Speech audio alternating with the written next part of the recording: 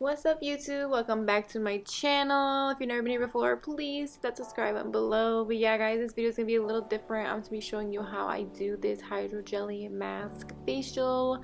This is done at my school, but I just want to show you how I did it and how good it looks. Like, it's my first time ever doing it, so I'm not going to be talking your ear off this whole video like I usually do.